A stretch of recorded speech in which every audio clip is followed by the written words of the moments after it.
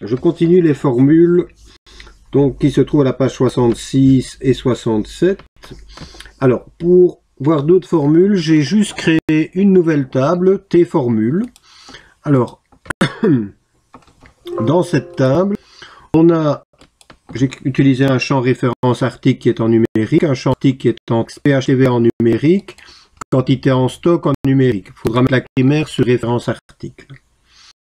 Le champ PHTVA. Alors, le champ PHTVA, il est en numérique, mais comme on est amené à encoder des valeurs avec des décimales, donc dans voir le tableau de la page 66, eh bien, il faudra changer la taille du champ.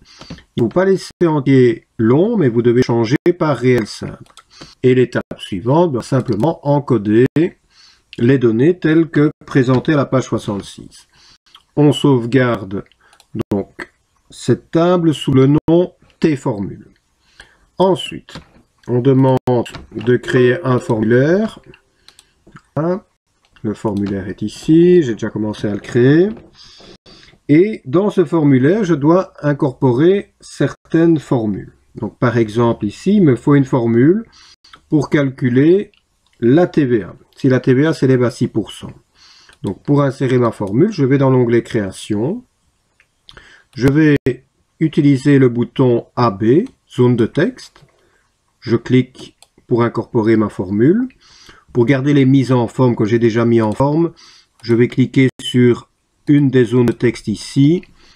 Dans l'onglet Accueil, je vais prendre la brosse et je vais l'utiliser ici. Voilà, comme ça je ne devrais pas m'embêter à remettre ça en forme après. Alors j'ai peut-être déjà changé l'étiquette. Donc l'étiquette, je vais mettre TVA 6%. Donc ça, on peut faire ce qu'on veut dans cette étiquette, ça n'a pas d'importance. C'est dans le cadre indépendant où c'est un peu plus délicat. Hein. Donc, voilà.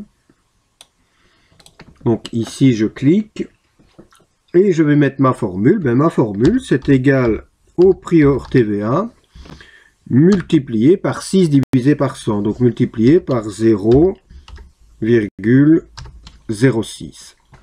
Je clique pour valider. Vous voyez qu'en cliquant dehors, il a automatiquement mis des crochets autour du champ PHTVA. Je vais aller voir ce que ça donne. Voilà, ça fonctionne bien. Alors, petite chose, si je veux formater ma cellule en euros, ce que je peux faire, c'est cliquer sur la zone de texte concernée et aller dans les feuilles de propriété et changer le format. Je peux prendre ici par exemple le format monétaire ou le format euro. Je ferme ensuite mes propriétés. Ça veut dire que en mode formulaire, eh bien j'aurai le symbole euro qui apparaîtra. Je pourrais faire la même chose pour ci. Voilà, je fais pas autant d'être les autres fonctions, les autres formules, pardon. Voilà, les différentes formules ont été introduites. Donc, chaque fois le même principe. Hein. Donc, toujours le bouton AB. On clique. L'étiquette à gauche, ben, on modifie par le texte souhaité. Si on n'a pas besoin d'étiquette, ben, on supprime. Ici, je les ai systématiquement utilisées. Et chaque fois dans le cadre indépendant, ben, je tape ma formule. Donc ici, pour la valeur de la TVA, c'est 21%, c'est le champ hors PHTVA multiplié par 0,21.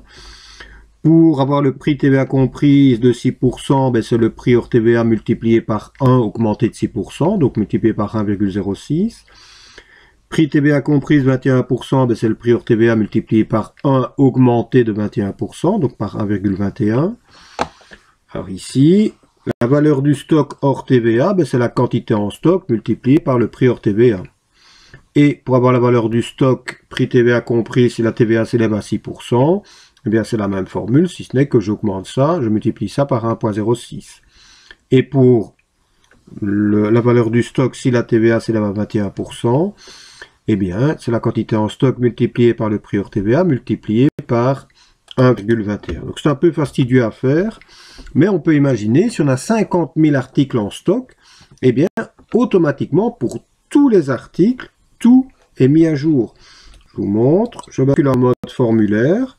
Donc ici, ben, j'ai les données pour marteau, j'ai les données pour les tournevis et ainsi de suite.